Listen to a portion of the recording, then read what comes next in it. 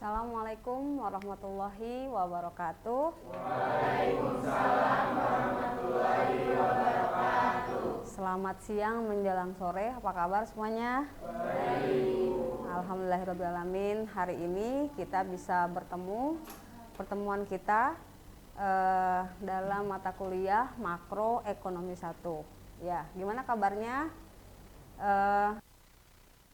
Lapar perutnya?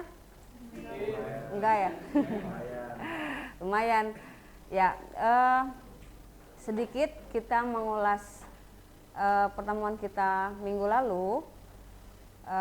Kita pernah membahas tentang apa namanya? Siapa yang masih ingat? Tentang keseimbangan ekonomi tiga sektor. Nah, insya Allah nih hari ini pertemuan kita pada siang hari ini kita akan membahas tentang perekonomian 4 sektor. Tapi sedikit kita akan mengulas sedikit ya. Siapa yang masih ingat tentang perekonomian 3 sektor? Apa saja sektornya? 1,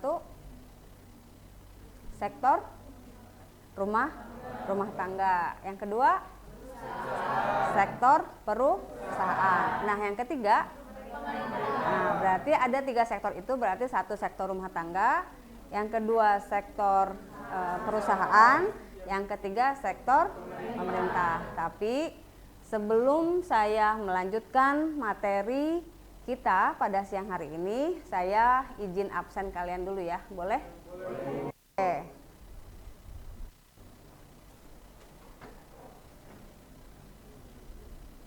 Sebentar, saya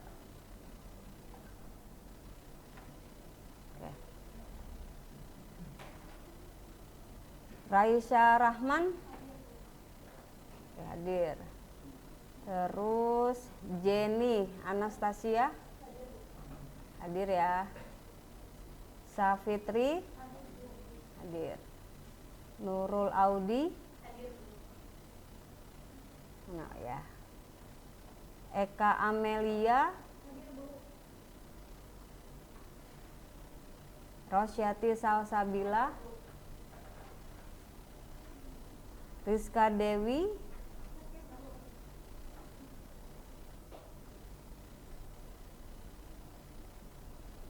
Anantika Sawah, Kaila Nur Rahma, Sang Alang, Bre, Afreza, nggak ada. Mali, Malika, Mulyawati, Faiz Nurgatvan, Dwi Putri, Talita, Muhammad Hamdan, Rana Sadia ada, Ahmad Taufik, kemana nih Taufik ya?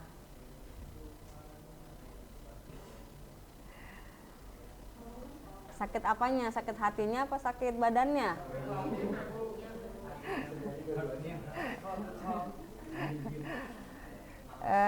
Ahmad Brata Sena, Latansa, kamu ada Latansa, Latansa.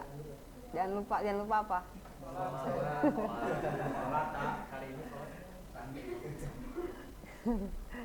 Tuh banyak tuh, jangan lupa makan, jangan lupa sholat, ya jangan lupa mandi, ya. Yuneisa Elok, Roliana Rahmat, Mela,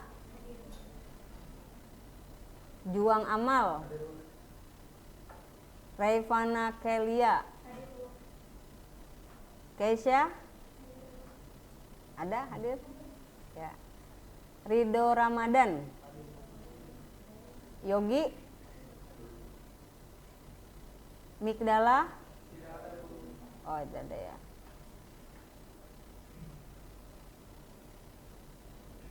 Ini Mikdala ini tulus ya, nggak pernah kuliah dari awal semester 1. Siti Fatimah, Muhammad Zul Fatir, ya. Ini Fatir kayaknya bahagia banget dari tadi ini.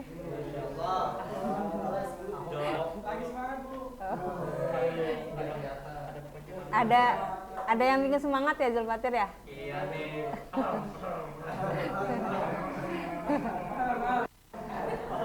Destina Bulo, Tiara Ramadhani, Muhammad Rafi. Muhammad Rafi dari kondangan langsung ke sini bagaimana? Masya Allah. Sofia Zahra, Siti Aulia Salsabila. Masih ada yang belum dipanggil? Cukup ya, saya simpan nih. Soalnya kalau disimpan nggak bisa berubah lagi.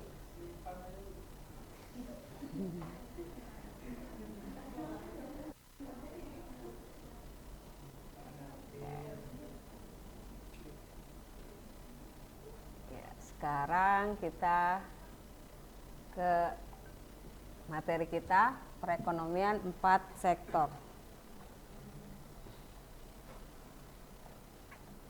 Siapa yang tahu? Tadi kan sudah 3 sektor itu ada pemerintah, sektor rumah tangga dan perusahaan. Kira-kira yang keempat apa? Sektor apa? Apa? Ayo, kalian tahu nggak? Kan 3 sektor itu kan ada sektor rumah tangga, sektor perusahaan, sektor pemerintah. Nah sekarang perekonomian 4 sektor, kira-kira yang keempat apa?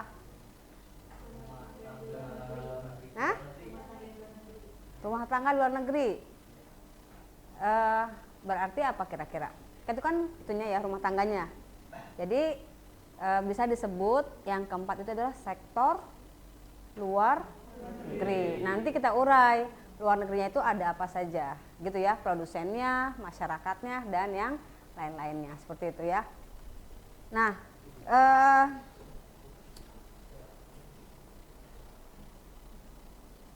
oke, perekonomian 4 sektor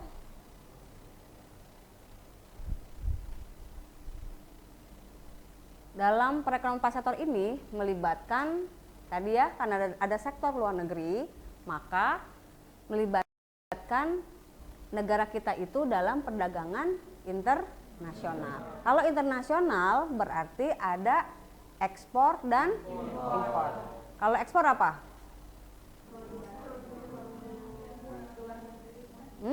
Ekspor. Kita melakukan perdagangan dari dalam negeri ke luar negeri. Nah, sekarang kalau import, kita melakukan perdagangan dari luar negeri ke dalam negeri. Nah, apa saja yang kita beli atau kita jual, yaitu barang dan jasa serta modal dari negara-negara lain. Jadi kita ekspor ataupun impor itu nggak sekedar hanya produk saja, nggak cuma jasa, tapi juga bisa dengan modalnya. Nah, karena kegiatan ini tidak hanya melibatkan pelaku-pelaku ekonomi dalam negeri, tetapi juga dalam sektor 4 sektor ini melibatkan ekonomi luar negeri. Yang tadi sudah kita sebut ya, yang sudah kita sampaikan tadi, bahwa di luar negeri itu bukan hanya produsennya saja, tapi juga masyarakat luar negeri. Contohnya seperti apa? Contohnya, sekarang kalian membeli produk bebas ya, melalui aplikasi gitu ya, itu dengan produsen luar negeri. Sekarang kita dengan mudah kita bisa melakukan pembelian barang-barang luar negeri, barang dari Cina misalnya, gitu ya. Dan biasanya barangnya lebih gimana?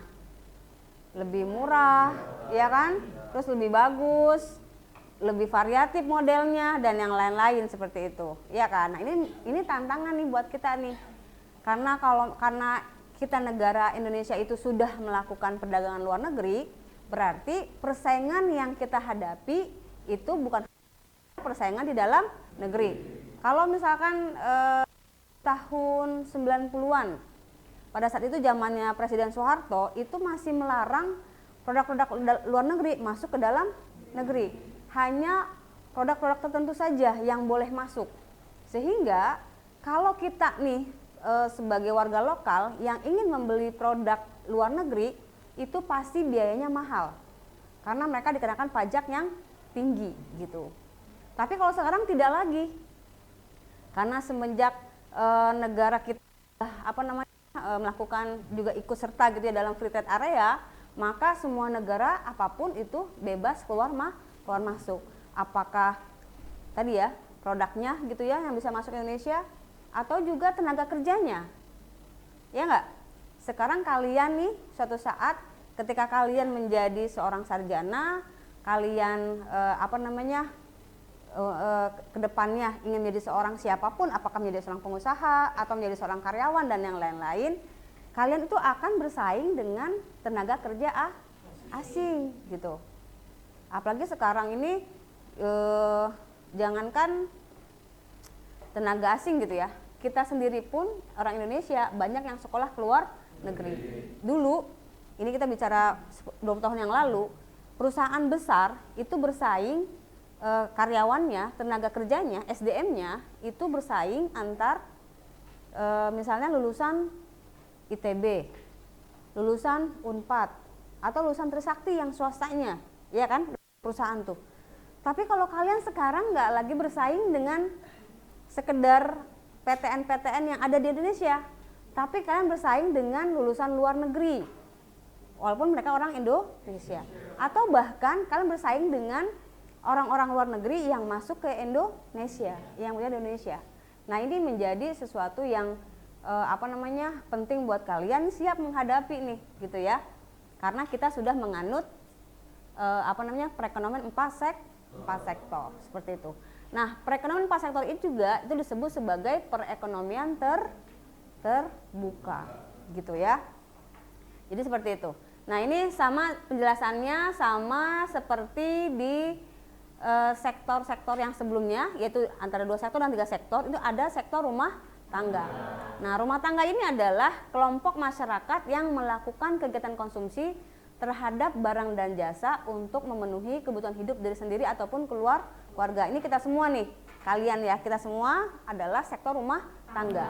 Yang mana kita tuh selalu membutuhkan kebutuhan untuk menghidupi, untuk kehidupan kita gitu ya, ya makanan, ya pakaian gitu ya, ya pendidikan, kesehatan dan yang lain-lainnya. Terus berikutnya, nah dari mana pendapatan rumah tangga diperoleh? Nah ini ya, kalian bisa baca, itu bisa dari sewa. Kalian yang punya tanah bisa menyewakan tanah. Kalian yang punya apa lagi? Gedung, kontrakan, nah itu kalian bisa terima dari situ ya, yaitu balas jasa yang diterima rumah tangga karena telah menyewakan tanahnya atau properti yang lainnya kepada pihak lain, misalnya perusahaan. Kalian misalkan menyewakan tanah kosong gitu ya ke perusahaan untuk digunakan produksi, misalkan gitu. Terus berikutnya lagi apa? Upah, yaitu balas jasa yang diterima rumah tangga karena telah mengorbankan tenaganya untuk bekerja pada perusahaan dalam kegiatan produksi. Jadi suatu saat kalian bekerja, kalian dari sektor rumah tangga, maka kalian akan mendapatkan upah atau gaji. Dari sini ada yang tanyakan? Ngerti ya? Kita lanjut. Nah, apalagi yang didapatkan sektor rumah tangga? Yaitu dari bunga. Apa itu bunga? Yaitu balas jasa yang diterima rumah tangga dari perusahaan karena telah meminjamkan sejumlah dana untuk modal usaha perusahaan dalam kegiatan produksi. Nah, bagi kalian yang memiliki dana, saya tidak punya tanah, tapi saya punya dana nih, gitu ya, yang disimpan, ditabung gitu ya. Nah, dana-dana tersebut digunakan atau dimanfaatkan oleh perusahaan, gitu ya, dalam menambahkan modal. Sehingga dari dana tersebut kalian mendapatkan bunga. Ini secara umum. Kalau kita kan nggak boleh ya. Boleh nggak kita nerima bunga? Nggak boleh, riba ya gitu. Kemudian laba. Oke, kalau misalkan kita nggak mau punya bunga nih, kita mendapatkan laba. Laba adalah balas jasa yang diterima rumah tangga dari rumah tangga produsen karena telah mengorbankan tenaga dan pikirannya dalam mengelola perusahaan sehingga perusahaan dapat memperoleh laba. Nah, jadi kita mendapatkan bonus, ya kan? Ketika kita menjadi karyawan atau menjadi bagian daripada perusahaan itu, sehingga kita memperoleh keuntungan seperti itu ya. Ini dari sektor rumah tangga, sama seperti yang sebelumnya gitu ya. Nah, peranan rumah tangga konsumen sebagai berikut. Rumah tangga berperan sebagai pemasok faktor-faktor produksi kepada perusahaan untuk kegiatan produksi. Rumah tangga berperan sebagai pemakai atau konsumen barang dan jasa yang dihasilkan perusahaan untuk memenuhi kebutuhan hidup. Jadi ada dua nih perannya sektor rumah tangga. Satu sebagai pemasok faktor-faktor produksinya, kita lihat kayak tenaga kerja, tanah dan lain-lain. Tapi satu sisi yang lain dia juga sebagai pemakai produknya, gitu ya. Nah, ini ada dua peran. Nah, sekarang sektor perusahaan. Kegiatan produksi adalah usaha untuk menghasilkan barang dan jasa guna memenuhi kepentingan orang lain. Nah, ditinjau dari pemiliknya, perusahaan ada yang dimiliki oleh pemerintah atau negara dan ada pula yang dimiliki oleh swasta, baik perseorangan maupun milik bersama. Nah, ini ya peran perusahaan dalam kegiatan ekonomi. Satu, sebagai produsen, pasti ya, karena menghasilkan produk dan jasa. Terus yang kedua sebagai distributor. Ada perusahaan yang tidak memproduksi, tapi dia hanya sebagai agen aja, ya enggak? Terus yang ketiga sebagai agen pembangunan, di mana kegiatan perusahaan sebagai agen ditujukan untuk meningkatkan produksi melalui penelitian dan pengembangan. Nah, jadi sebagian perusahaan yang membangun perusahaan itu untuk melakukan riset-riset gitu ya. Kira-kira ke depan nih kalau misalkan kita mau punya SDM yang bagus, kira-kira kita punya perusahaan apa? Kan gitu ya. Ke depan kalian sebagai seorang manajemen gitu ya. Kalau saat ini yang berkembang adalah yang suka diterapkan adalah seorang teknik itu harus memiliki license atau lisensi ya. Lisensi sebagai apa? Sebagai seorang teknikal apapun itu. Tapi kalau yang seorang manajemen ini kan sekarang belum diterapkan nih. Nah, sekarang negara melalui BNSP-nya ke depan ketika kalian masuk ke dunia perusahaan, kalian harus mempunyai license skill. Nah, dari manajemen ini kalian nanti konsentrasinya kemana?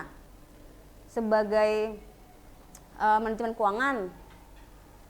Kebetulan di kampus kita ini ada manajemen keuangan, konsentrasinya ya, ada manajemen SDM, ada manajemen pemasaran, dan ada manajemen ekonomi syariah. Konsentrasi ini, mana kalian yang akan pilih? Ke depan kalian menjadi seorang yang di mana nih? Apakah di SDM, di keuangan? Keuangan, oke, silahkan niat kalian gitu. Nah, nanti ketika kalian ambil konsentrasi keuangan, kalian harus mengikuti pelatihan, di mana pelatihan tersebut melatih atau menguatkan skill kalian sebagai ahli keuangan. Jadi ketika di perusahaan itu kan nggak semuanya marketing semua kan, ada manajer keuangannya gitu kan, ada manajer pemasarannya, ya kan, ada manajer HRD-nya. Nah, itu masing-masing posisi kalian di situ tuh. Nah, untuk sampai kepada posisi itu, kalian harus punya license. Seperti itu. Nanti udah mulai diterapkan nih semenjak ada Omnibus Law. Nah, sekarang tuh para pekerja diwajibkan untuk memiliki license gitu. Jadi kalian harus semangat nih belajarnya, harus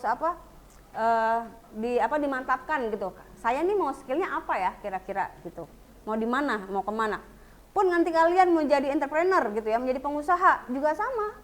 Kan banyak tuh pelatihan-pelatihan jadi entrepreneur ya gitu. Nah, itu perlu gitu. Terus, nah sekarang sektor berikutnya adalah sektor pemerintah. Pemerintah merupakan pihak yang mempunyai peranan penting dalam perekonomian. Sepakat nggak? Sebagai apa? Nah, ini ya, bertugas untuk mengatur, mengendalikan, serta mengadakan kontrol terhadap jalannya roda perekonomian agar negara dapat maju dan rakyat dapat hidup layak dan damai. Contohnya apa? Kira-kira pemerintah mengatur, mengendalikan, serta mengadakan kontrol terhadap jalannya roda perekonomian. Kira-kira gimana contohnya real? Hah? Oke, bre, harga-harga barang.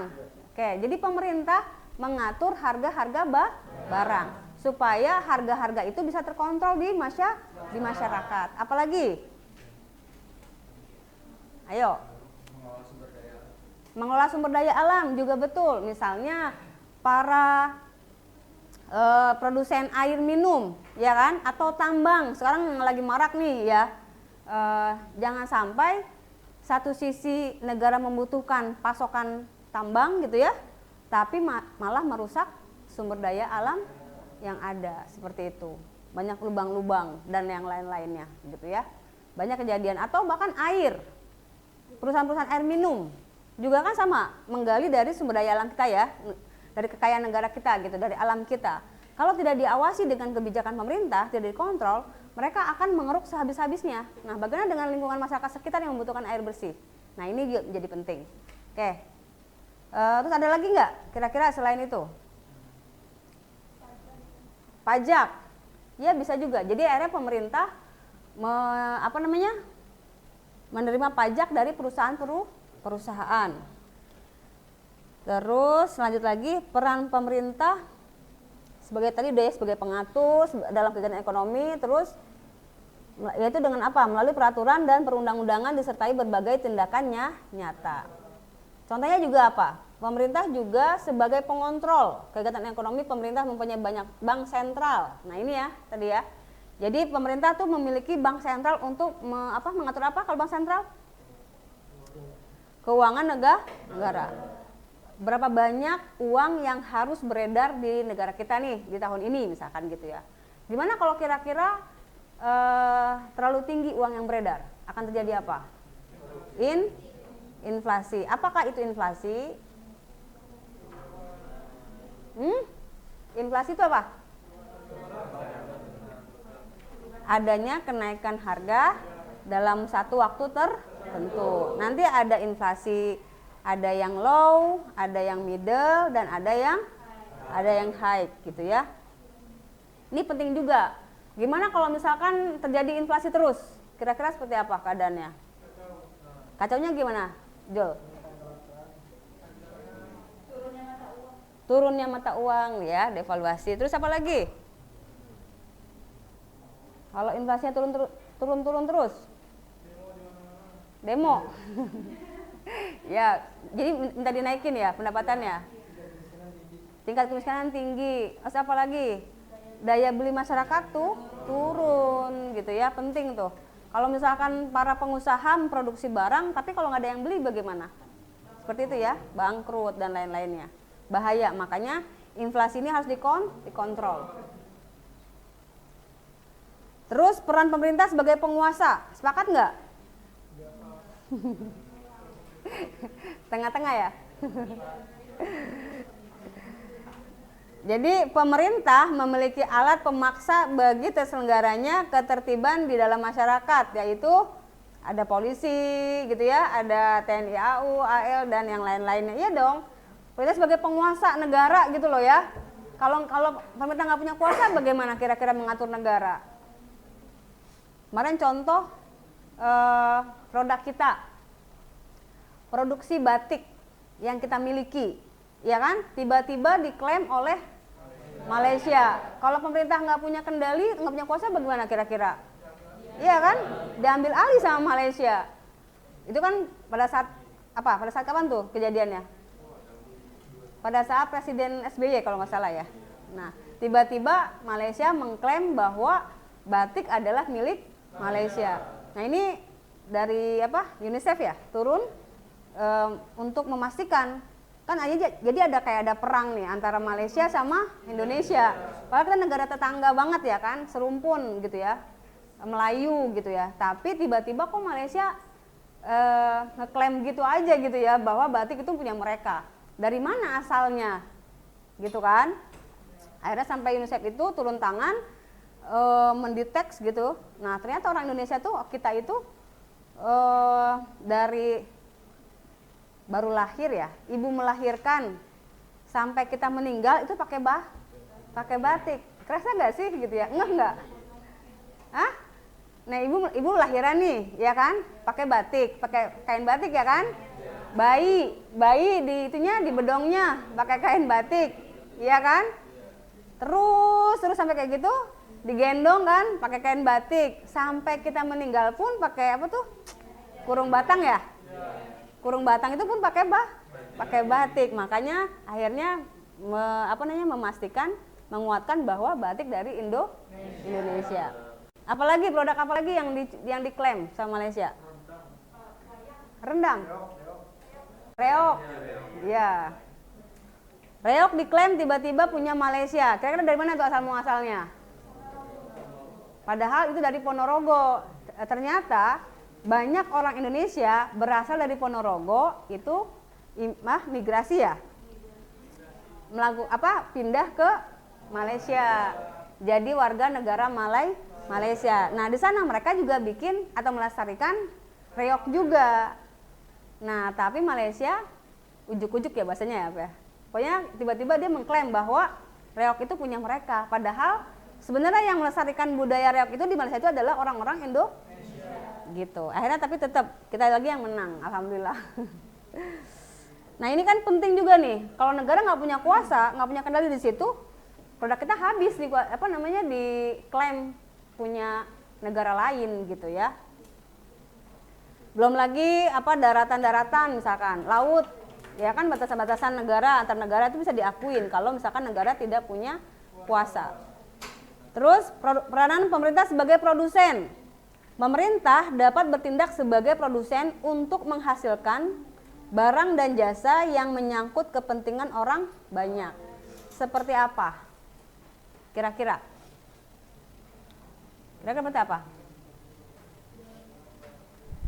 Pemerintah dapat bertindak sebagai produsen untuk menghasilkan barang dan jasa yang menyangkut kepentingan orang banyak. Contohnya apa? Apa satu contohnya? Apa? Transportasi. Transportasi itu apa lagi? Pertamina, apa lagi? Jalan tol, PLN, ya kan? Gas, ya PT KAI negara apa? PT Gas Negara itu PGN ya, gas. Jadi banyak perusahaan-perusahaan yang dikelola oleh pemerintah yang memang produk tersebut adalah kepentingan orang kita semua gitu ya. Jadi tidak diberikan kepada swasta. Jadi tapi pemerintah yang mengelola. Penerbangan juga ada Garuda misalkan gitu ya. Walaupun ada swasta-swasta yang lain yang mendampingi gitu. Tapi tetap terus apa lagi? Pemerintah bertindak sebagai investor, artinya penanam modal baik seluruhnya atau sebagian pada perusahaan-perusahaan yang beroperasi di Indonesia. Ya, jadi banyak ya peran pemerintah tuh ya di sini ya, sebagai penguasanya, sebagai produsennya gitu ya, sebagai investornya dan yang lain-lain. Nah, karena dalam 4 sektor ini sudah sudah ada ekspor dan impor gitu ya, maka kita akan menggunakan mata uang luar negeri. Maka di sini ada kebijakan pemerintah yang dilakukan, yaitu kebijakan fiskal dan moneter. Kebijakan fiskal dipengaruhi oleh 2 variabel, yaitu pajak dan pengeluaran pemerintah gitu ya. Apa saja pengeluaran pemerintah itu? Ayo. Ya, betul. Iya. Pengeluaran pemerintah itu pembelian senjata. Terus apa lagi? Dalam rangka menjaga keamanan dan keamanan stabilitas nasional. Terus senjata dan perangkatnya seperti ABRI dan lain-lain. Apalagi pengeluaran pemerintah? Ya, membayar gaji para ASN sebagai pelayan publik kita, ya. Terus apa lagi? Itu tadi yang melakukan investor tadi, membangun jalan, membangun sekolahan, membangun rumah sakit, membangun universitas. Nah, itu bagian daripada pengeluaran pemerintah. Sampai sini ada yang ingin tanyakan? Silahkan.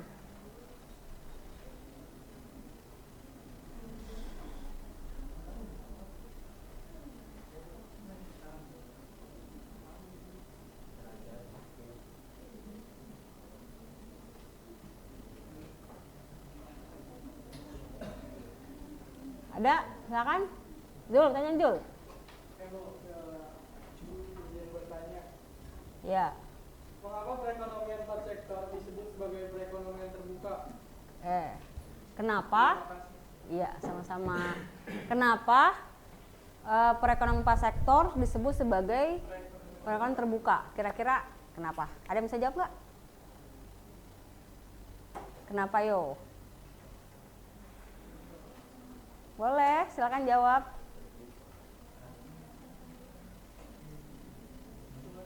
Kenapa perekonomian empat sektor disebut sebagai perekonomian terbuka? Kira-kira kenapa? Kalau perekonomian tiga sektor, berarti kan antara produsen atau sektor perusahaan menjual hanya di dalam negeri saja, ya kan? Karena hanya ada sektor rumah tangga dan sektor pemerintah, ya kan? Tetapi ketika sudah membuka jalur luar negeri, maka kita bisa menjualnya itu atau berdagangnya itu, transaksinya itu ke luar negeri. Artinya kita terbuka gitu. Kalau masih di ekonomi tiga sektor itu masih tertutup. Kita masih jualannya di dalam aja lokal nih. Kita semampunya kita aja. Kita punya sumber daya alam, ya udah seadanya sumber daya alam kita. Kita punya SDM, ya sudah SDM kita saja gitu ya. Kita punya mesin-mesin perlengkapan yang lain, teknologi yang lain, ya sudah yang kita miliki saja gitu. Tetapi ketika kita sudah melakukan empat sektor perekonomiannya gitu ya, maka kita membuka peluang tuh, membuka teknologi luar negeri masuk ke dalam negeri. Kita membuka peluang SDM yang hebat, yang handal masuk ke dalam negeri. Apakah sebagai pelatih kah atau sebagai praktisinya atau dan yang lain-lainnya. Kita bisa sharing ilmu, sharing teknologi dan yang lain-lain. Gitu ya. Nah, apalagi tadi yang disampaikan, kita bisa sharing modal. Kita bisa melakukan hutang dan juga mereka juga sama gitu. Kita bisa ekspor. Kalian ada yang pernah umroh?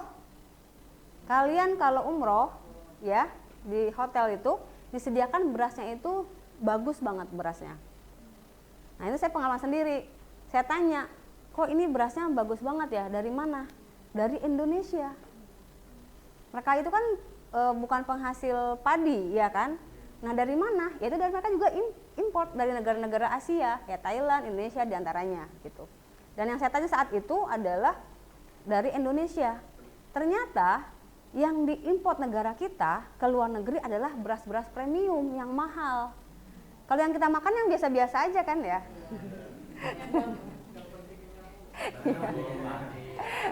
Tapi kalau ke luar negeri itu dijual yang bagusnya.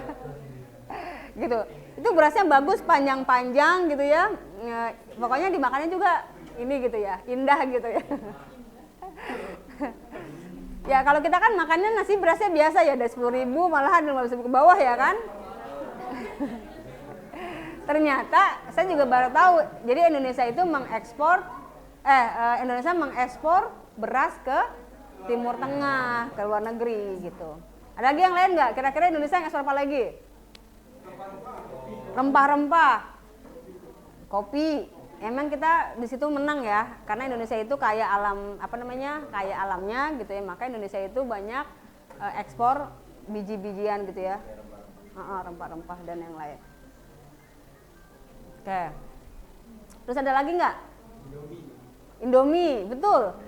Waktu saya di bandara itu, di bandara Jeddah, saya makan Indomie tuh dia 35.000 apa 40.000 tuh. Yang kayak pop mie gitu ya. Tapi memang rasanya beda, lebih enak. Jadi ternyata perusahaan Indomie itu memproduksinya itu terbagi-bagi ya. Ada yang buat ekspor, ada yang buat import, seperti itu. Kok impor sih, ada yang buat lokal kali? Iya, buat mereka ekspor keluar sama kita jual di lokal gitu ya. Terus apa lagi? Kosmetik. Bukan. Apa tuh? Fair and Lovely. Nah, moisturizer-nya ternyata di Madinah, di Mekah itu dia lebih bagus. Bahkan ada yang just tip minta beliin Fair and Lovely di Mekah. Karena dia tingkat moisture-nya itu lebih tinggi karena dia di sana panas, maka produsennya perusahaan Fair and Lovely itu dia memproduksi itu lebih bagus gitu loh dibanding di Indonesia. Karena mereka lebih panas, berarti dia lebih banyak moisture-nya gitu. Lebih lembab gitu. Beda kan di Indonesia kandungannya sedikitin gitu ya. Kesana lebih itu. Dan harganya juga nggak jauh-jauh beda gitu mahalnya gitu. Sekitar 80.000 tuh berapa lah gitu. Itu ada yang Just Tip waktu itu. Gitu. Ada juga satu lagi tuh Haslin. Haslin. Haslin apa Haslin? Pokoknya mirip-mirip kayak gitulah. Itu kan dia buat juga ya, buat krem-krem pelembab gitu ya. Juga sama. Di sana tuh di Timur Tengah itu dia lebih bagus lagi kualitasnya dibanding yang di Indonesia gitu. Jadi banyak juga tuh teman-teman yang Just Tip pada saat saya umroh, tolong beliin Vaseline itu ya, gitu. Seperti itu ya. Oke, bisa dipahami ya sampai sini? Oh, cukup. Oke. Baik. Kita punya mungkin sampai sini pertemuan kita. Silahkan. Saya masih buka pertanyaan satu orang. Ada yang tanyakan? Ya, boleh. Satu lagi ya.